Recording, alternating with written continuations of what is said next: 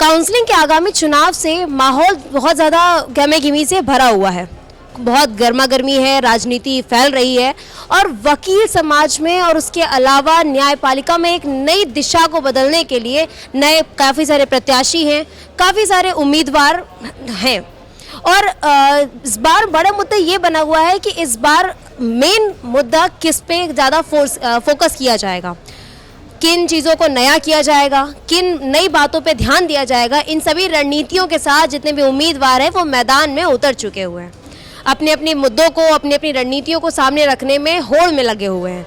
तो आज बात करेंगे हम जहाँ पे वकील अपनी भविष्य की योजनाओं को तय करेंगे और साथ ही साथ इस बार की सबसे बड़ी बात ये होगी कि इस बार सोच की बहाव में एक नई सोच आएगी, नई मुद्दे होंगे या वही पुराने मुद्दों को फिर से लाया जाएगा।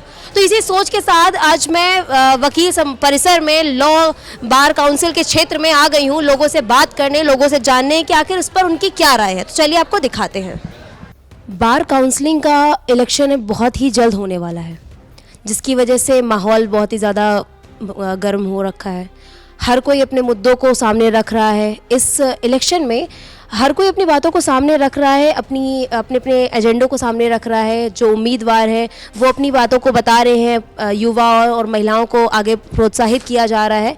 तो इसी के बारे में बार एसोसिएशन के बारे में बात करने के लिए हमारे साथ लखनऊ बार एसोसिएशन के जनरल सेक्रेटरी ब्रिजबान सिंह बानू मौजूद हैं। हम उनसे बात करेंगे कि सर इस इलेक्शन को लेकर आप क्या कहना चाहते हैं।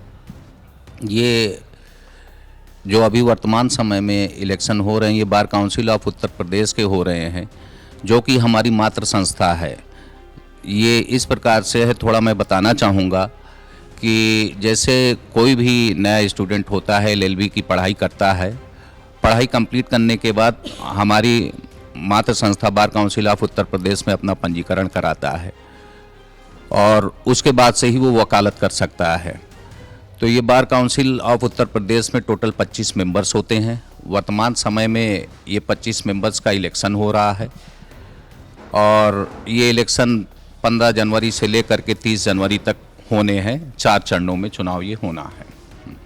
न्यायपालिका में वकीलों की भूमिकाओं को लेकर आप क्या कहना चाहते हैं, कैसे उनको मजबूत किया जा सकता है, सुधार लाया जा सकता है।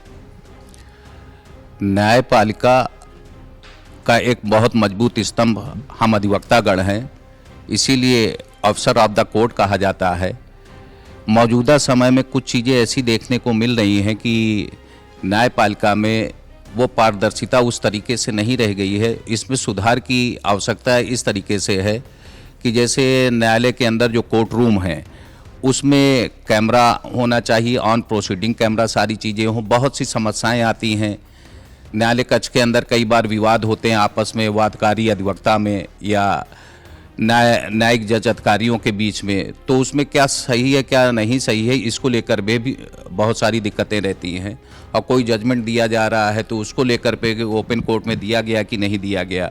तो इन विवादों को दूर करने के लिए न्यायालय परिसर के अंदर, कोर्ट रूम के अंदर कैमरे होने चाहिए, जिसमें माननीय सर्वोच्च न्यायालय और माननीय उच्च न्यायालय ने भी कई बार कहा है। अभी लेटेस्ट भी कुछ घटनाएं आपकी जानकारी में आई होंगी कि कुछ गलत कार्य न्यायालय परिसर के अंदर कोर्ट रूम में हुए हैं। तो इन सब के लिए बड़ी आवश्यकता है आज के समय में कि सब कुछ ऑनलाइन कैमरा प्रोसीडिंग होनी चाहिए, जिससे कि पारदर्शिता बनी रहे न्यायपालिका और आम अधिवक्ताओं में। क्या आप इस बार के जो इलेक्शंस होंगे उसमें युवाओं और महिलाओं को प्रतिनिधित्व देने पर जोर देंगे, इस पर आपका क्या कहना है। निश्चित रूप से जो bar council of Uttar Pradesh के जो प्रत्याशी चुनाव लड़ रहे हैं, इनको ये चाहिए कि मतलब ये मेरे सुझाव हैं और आज का ये ज़माना यूथ का ही है। मौजूदा टाइम में 25 मेंबर्स ऑलरेडी बार काउंसिल में हैं, कोई 5 बार से है, कोई 3 बार से, कोई 2 बार से। तो एक यूथ जो है वो बदलाव लाने की ओर है। नए लोगों को आना चाहिए, मौका देना चाहिए, क्योंकि सभी लोगों की कार्यशैली अलग होती है। हो सकता हो कि इसमें कोई दो राय नहीं कि पहले के जो बार काउंसिल मेंबर्स हैं उन्होंने अच्छे कार्य किए हैं, मगर उनसे भी अच्छे कार्य जो आने वाली पीढ़ी है अगर इनको सौंपा जाएगा तो निश्चित रूप से बहुत से अच्छे कार्य होंगे, अधिवक्ता हितों में होंगे, वादकारियों के हितों में होंगे। इन सब के लिए नए मेंबर्स को मौका ज़्यादा से ज़्यादा देना चाहिए। कोर्ट की फीस हो गई, सुधार हो गए तमाम तरीके के, उसके बारे में आप क्या कहना चाहेंगे। जैसे न्याय शुल्क है, एक बड़ी विकट समस्या है कई वर्षों से। अब ये चाहे सरकार के पार्ट पे फॉल्ट है या न्यायपालिका के पार्ट पर है, कोई भी न्याय शुल्क होता है, जैसे 1 रुपये 50 पैसे है या 3 रुपये का हमको लगाना है, कोर्ट फीस अदा करनी है, तो ये छोटी छोटी हैं, उसमें 50 पैसे की कोर्ट फीस आज की डेट में नहीं जारी हो रही है, क्योंकि ये टिकट के रूप में फिजिकल रूप में आती है। अगर ये ऑनलाइन हो जाए तो निश्चित रूप से उसका पेमेंट 1 रुपये 50 पैसे के उसमें किया जा सकता है। ये छोटा सा फंड है, मगर ये करोड़ों रुपए का है। अगर क्योंकि ये पूरे प्रदेश भर के अदालतों की बात है, तो कई वर्षों से वो न्याय शुल्क नहीं छप के आ रहा है या प्रिंट नहीं हो रहा है। अगर ये ऑनलाइन हो जाए तो एक बहुत बड़ा रेवेन्यू आम लोगों का बच सकता है, और जो भी रेवेन्यू ये जा रहा है, ये किस फंड में खर्च हो रहा है, इसकी कोई लिखा पढ़ी, कोई लेखा जोखा नहीं है और ना बताया जाता है, क्योंकि वो न्याय शुल्क उस वे में आ ही नहीं पा रहा है। चुनाव में उम्मीदवारों के चयन के लिए और प्रक्रियाओं को सुधार के लिए आप क्या नए कदम उठाए जा सकते हैं, इनमें सुधार किया जाए? देखिए, सबसे पहले तो मैं अपनी मातृ संस्था bar council of Uttar Pradesh और उससे बड़ी बार काउंसिल ऑफ इंडिया, मेरा यही एक अनुरोध भी है कि ये बहुत से जैसे एफिलिएशन दिए जाते हैं लॉ कॉलेजेस के लिए, बहुत से स्टूडेंट्स पास होकर के आ रहे हैं, लॉ पढ़ करके अधिवक्ता के इस प्रोफेशन में आ रहे हैं, मगर सुविधाएं उस तरीके से नहीं हैं जिस तरीके से होनी चाहिए। मान लीजिए कि अधिवक्तागण आए हैं वकालत के प्रोफेशन में, तो उनके बैठने की व्यवस्था, उनके चैम्बर्स की व्यवस्था, इन सब की कोई भी कहीं भी सरकार उसकी ज़रूरतें नहीं पूरा कर रही है। अगर आप उतने एडवोकेट प्रतिवर्ष लगभग, मुझको लगता है कि पूरे प्रदेश भर से लगभग 30,000 के ऊपर एडवोकेट्स आते होंगे, ये मेरा एक अनुमान है, कोई मैंने उसको देखा नहीं है, तो उनके लिए सुविधाएं भी उपलब्ध कराई जानी चाहिए। सरकार को जगह उपलब्ध या मल्टी स्टोरी बिल्डिंग बना के चैम्बर प्रोवाइड कराए जाने चाहिए। तो ये चीज़ें होनी चाहिए, सुधार के तरीके हैं। इसमें bar council of Uttar Pradesh के वो मेंबर सशक्त रूप से सरकार के सामने पक्ष रख सकते हैं, क्योंकि पिछली बार जो लोग भी रहे हैं, अभी तक ये मुद्दा उस तरीके से नहीं फलीभूत हुआ है कि उनको ये सुविधाएं प्राप्त हो सकें। वकील समाज के लिए सामाजिक न्याय या कानूनी जागरूकता को बढ़ाने के लिए किन योजनाओं को लाना चाहिए जिससे लोग ज़्यादा से ज़्यादा अवेयर हो सकें? देखिए, योजनाएं तो बहुत सी चल रही हैं, जैसे जिला विधिक सेवा प्राधिकरण के माध्यम से बहुत हर महीने लोक अदालत लगती है और राष्ट्रीय लोक अदालत का भी आयोजन होता है। बस इनकी अवेयरनेस की ज़रूरत है। इसमें सामाजिक रूप से बहुत से वादकारियों को भी इसमें लाभ मिल रहा है। जो प्रीटी ऑफेंस हैं उसमें डिस्पोजल हो रहे हैं, प्री लिटिगेशंस लोक अदालत लग रही हैं, मगर अवेयरनेस की बहुत ज़्यादा ज़रूरत है कि लोगों को जागरूक करें। अभी उस तरीके से ये जागरूक नहीं हो सका है कि ज़्यादा से ज़्यादा लोग आ सकें, फिर भी बहुतायत मात्रा में केसेस के डिस्पोजल हो रहे हैं।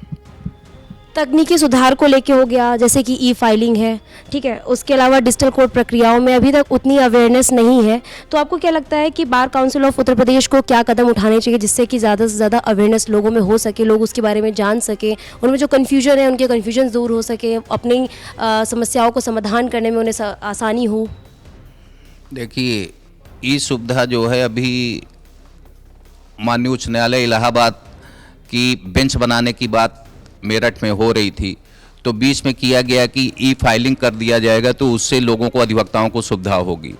निश्चित रूप से चाहे वादकारी हो, एक एफिडेविट की प्रक्रिया होती है, कोई भी रिट पिटीशन अगर फाइल करना है तो उसके लिए फिजिकल अपीयरेंस होती है, उसको एफिडेविट देने की। अगर ई फाइलिंग हो जाएगी, ई फाइलिंग के माध्यम से वो सुविधा कर दी जाए, तो इसमें वादकारियों को भी बहुत सारा मतलब कि एक्सपेंसेस बचत आएगी, समय की बचत होगी, पेपर वर्क की बचत होगी। माननीय सर्वोच्च न्यायालय में ये प्रक्रिया स्टार्ट कर दी गई है। बीच में कोरोना पीरियड में, कोविड पीरियड में इसकी सुविधा स्टार्ट की गई थी कि बहस का प्रोसेस, ई फाइलिंग और केसेस भी हो रहे थे, मगर इस बीच में वो सुचारू रूप से नहीं चल पा रही है। बार काउंसिल के मेंबर्स जो जीत करके आए, उनसे मेरा ये अनुरोध है कि इसको सशक्त रूप से इसको लागू कराया जाए, और जहां हम अधिवक्ता परिवार की ज़रूरत है, वहां उनके साथ, अपनी मातृ संस्था के साथ वो लोग खड़े मिलेंगे।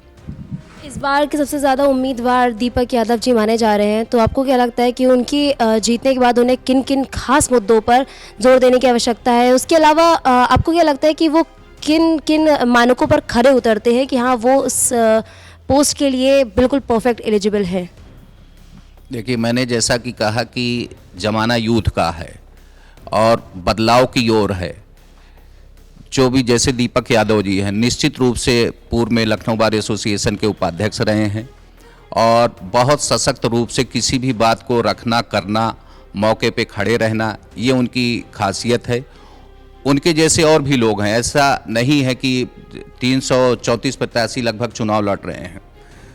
तो पुरानों को बदलाव की मतलब पुराने में कुछ चेंजेस होने चाहिए, नए लोगों को आना चाहिए। जब तक मौका नहीं दिया जाएगा तब तक वो सुधार की गुंजाइश, क्योंकि सबकी कार्यशैली अलग होती, जैसा मैंने बताया है।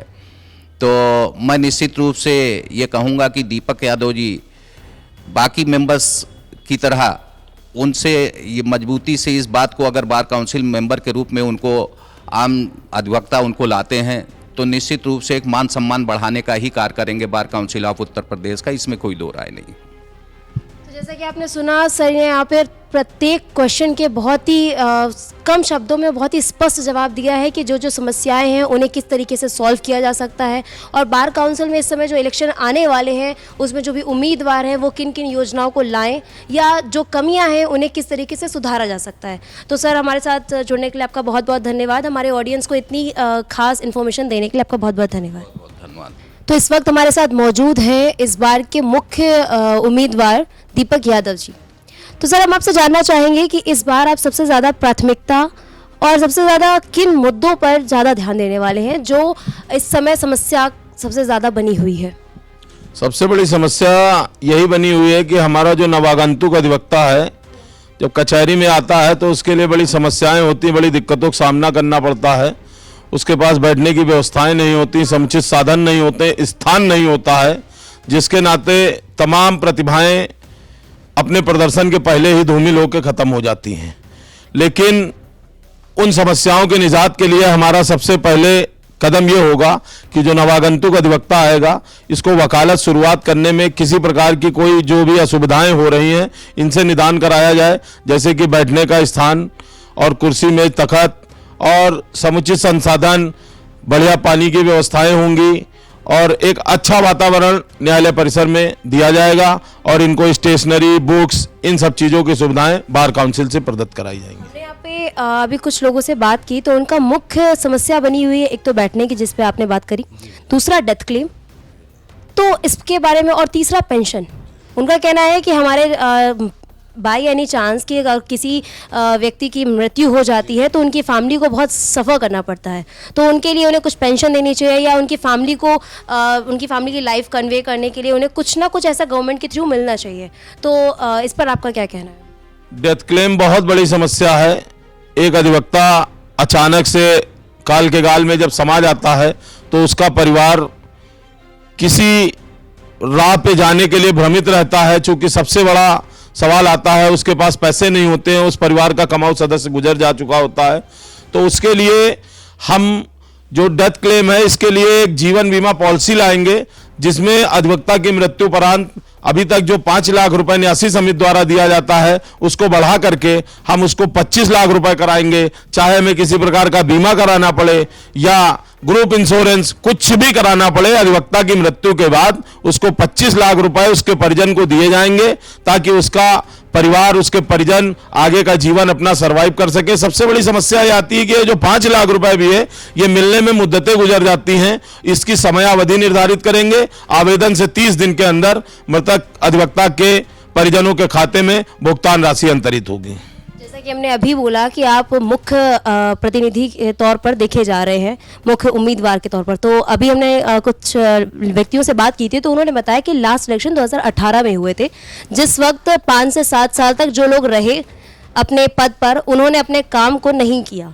तो इस हिसाब से आपके ऊपर एक बहुत बड़ी जिम्मेदारी बनती है कि आपके ऊपर बहुत सारी लोगों की उम्मीदें हैं, तो इस पर लोग आपसे बहुत सारी उम्मीदें करते हैं, तो आप उनकी उम्मीदों पे खरे उतरे, इस पर आप क्या कहेंगे? बिल्कुल सही कहना है आपका।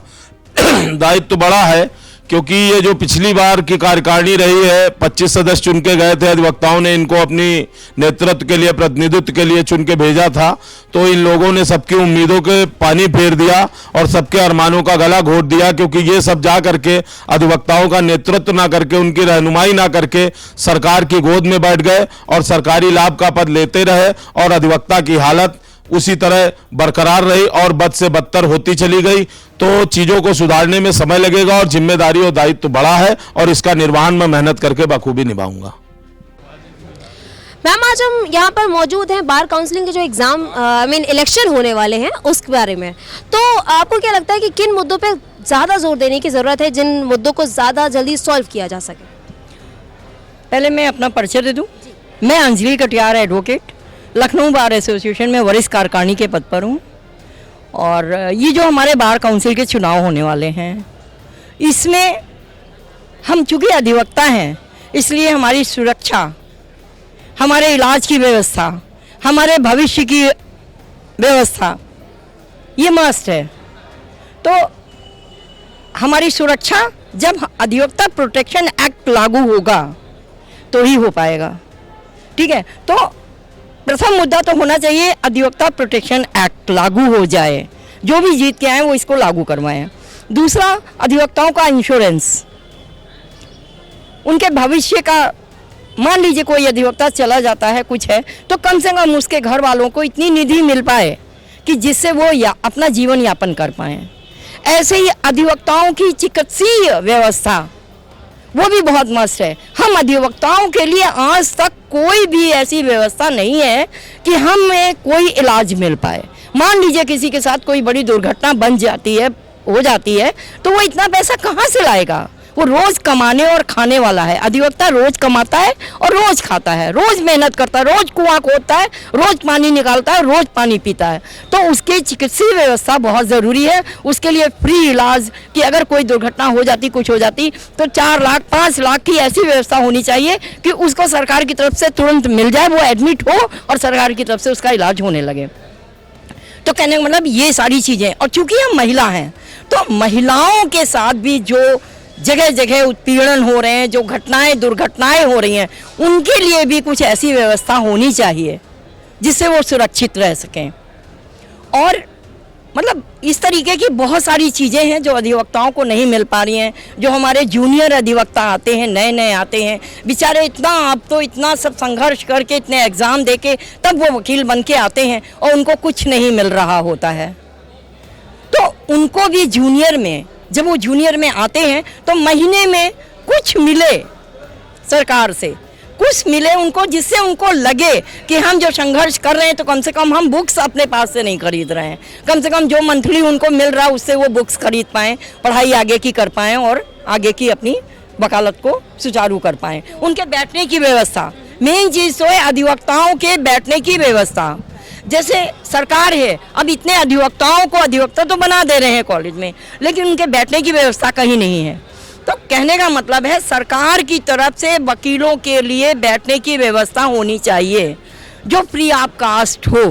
तो उसके लिए कोई आपकी बात को पहुंचाने के लिए होना भी तो चाहिए, इसीलिए इलेक्शन होंगे भी। तो आप ऐसे उम्मीदवार को चुने जो जिस पे आप भरोसा कर सके कि हाँ वो आपकी जो समस्याएं उनको सॉल्व कर पाएंगे। तो यही चीज़ तो है।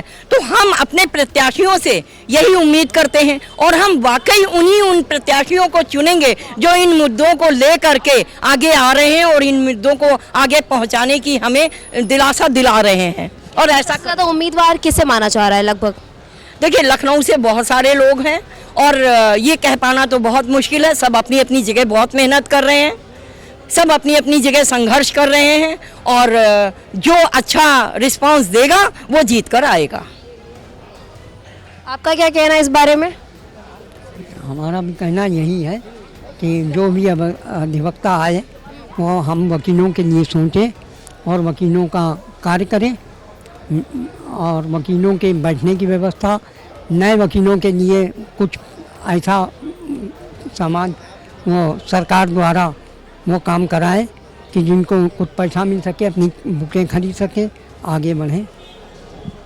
तो सुना आपने, यहाँ सबने अपनी अपनी राय दी सबका एक ही कहना है कि जो समस्याएं हैं, उनके जो भी इलेक्शन होंगे, जो नए प्रत्याशी चुने जाएंगे, बस उनका मुद्दा सिर्फ एक है कि एक ऐसा प्रत्याशी उम्मीदवार को वो जिताना चाहते हैं, एक ऐसे व्यक्ति को वो अपना इलेक्ट करना चाहते हैं जो उनकी समस्याओं का समाधान कर सके, उनकी बात को सुने और ज़रूरत पड़े तो उन्हें सरकार तक पहुँचा सके। मैं कुलदीप वर्मा एडवोकेट, मैं पूर्व में लखनऊ बार एसोसिएशन में 3 पदों पर जीत चुका हूं और मैं वकीलों के बीच में हमेशा कंधे से कंधा मिलाकर रहता हूं और वकीलों की कोई भी परेशानी हो मैं दिन रात उनके लिए खड़ा रहता हूं। और मैं वर्तमान में लखनऊ बार के आगामी चुनाव में महामंत्री पद का प्रत्याशी हूं। सर, अभी इस बार जो बार काउंसिल के इलेक्शंस होने वाले हैं, उसमें जो उम्मीदवार हैं उनके बारे में आपका क्या कहना है? बार काउंसिल के चुनाव में जो चुनाव चल रहे हैं उसमें मेरा सोचना है कि अब पुराने बार काउंसिल के सदस्य बहुत बार रिपीट कर रहे हैं और कई बार वो लोग लड़ रहे हैं, लेकिन बहुत सही तरीके से बार काउंसिल के लिए काम नहीं किए और किसी भी अधिवक्ता के लिए सुख दुख में वो लोग नहीं खड़े हुए। और जैसे वहाँ पे डेथ क्लेम हमारा बहुत बड़ा इशू है, जैसे हमारा अधिवक्ता हमारे बीच में नहीं रहता है तो बार काउंसिल के द्वारा दी जाने वाली, उपलब्ध कराई जाने वाली धनराशि को देने में ये लोग इतना लेट करते हैं कि हमारे अधिवक्ता के परिवार के लिए जो मुसीबत का सामना करना पड़ता है। तो मैं चाहता हूं कि जो इस बार चुनाव में जीत के आए तो इन बेसिक चीज़ों को बहुत प्रमुखता से ध्यान दे और जैसे हमारे बीच का अधिवक्ता नहीं रहता है तो उसको कम से कम 1 महीना 15 दिन में उसको एक कम से कम टाइम में उसको जो धनराशि उपलब्ध कराई जाए वो करा दी जाए, जिससे कि हमारा अधिवक्ता परिवार जिसके ऊपर ये मुसीबत आती है उसको एक बार अच्छी शुरुआत करने का मौका मिले कि जो अपने आप को, अपने परिवार को स्टैंड कर सके। तो जैसे कि आपने सुना, अभी सर ने आपको तमाम जानकारियां दी हैं, ऐसे और तमाम एडवोकेट्स हमारे साथ मौजूद हैं, हम उनसे भी बात करेंगे और आपको दिखाते हैं। बार काउंसिल के जो अभी इलेक्शंस होने वाले हैं उसके बारे में आपकी क्या राय है? देखिए, ये चुनाव अब आम अधिवक्ता का चुनाव हो गया है और ये चुनाव एक व्यवस्था के खिलाफ है। ऐसे लोगों के खिलाफ चुनाव लड़ा जा रहा है जो लोग 5 साल के चुनाव को 7 साल तक फत्ता की मलाई खाते रहे, अब उनको जवाब देना पड़ रहा है। और ये चुनाव बदलाव का चुनाव है और बार काउंसिल में निश्चित तौर पर इस बार आम अधिवक्ता में रोष है और जो भी कारनामे पिछले 7 सालों से या उससे पहले से ये लोग करते चले आ रहे हैं उनको ख़त्म करने की बारी आम अधिवक्ता की आई है और निश्चित तौर पर ये परिवर्तन का चुनाव है।